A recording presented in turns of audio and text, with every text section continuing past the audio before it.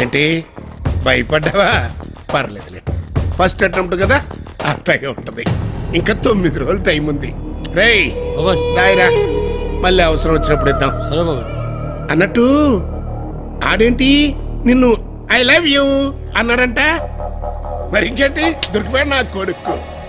ఇంకా నువ్వు ఆట ఆడక్కర్లా, ఆడనే నీ చుట్టూ ఒక ఆట ఆడించు. బాగా కసి పెంచుకో, సరైన టైం వచ్చినప్పుడు కసక్కనే చెయ్యి. నా కోసం కాదు, వింటున్నావుగా, వాళ్ళ కేకల కోసం. సార్ ఒక్కసారి పిల్లలతో మాట్లాడివ్వండి సార్. నానా ప్రభా, పాప మన పిల్లరా, పాప టెన్షన్ లో ఉంది, ఒకసారి శాంతి తెచ్చుకొచ్చుకొని.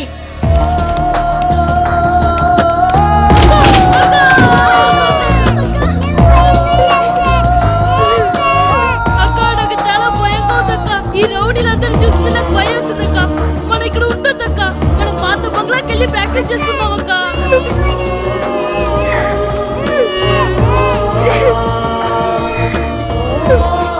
చిన్న ఏడవద్దురా, 2 రోజుల్లో వెళ్ళిపోదాం, ఓకేనా?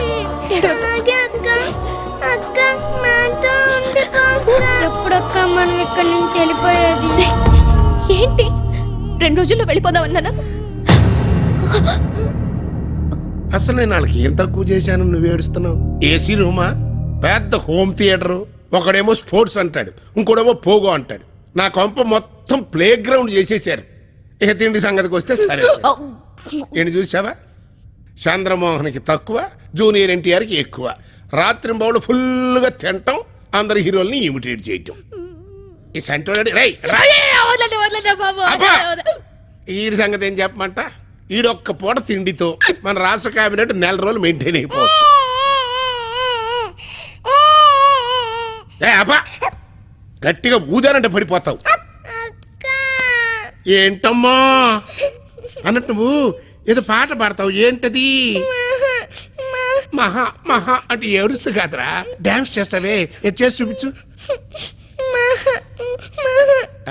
ఏది ఎట్టాగేనా? కాదులే. చూడు వాళ్ళు చూడు ఎంత చక్కగా నవ్వుకుంటూ ఆడుకుంటున్నారో, నువ్వే అనవసరంగా కంగారు పడుతున్నావు. రై మీరు కంటిన్యూ చేయండి రా. అక్కతో చిన్న పని ఉంది, నేను మాట్లాడి పంపిస్తా. నువ్వు రామ్మా రా.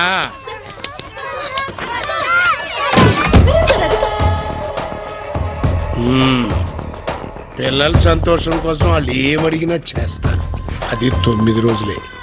10వ రోజు వచ్చిందనుకో, ఆ అమ్మోరికి పోతును బలేసినట్టుగా ఒక్కొక్కళ్ళు బలైపోతారు. ఫిష్ అర్థమైపోయింది కదా, తీసుకో తీసుకో. Yellow yellow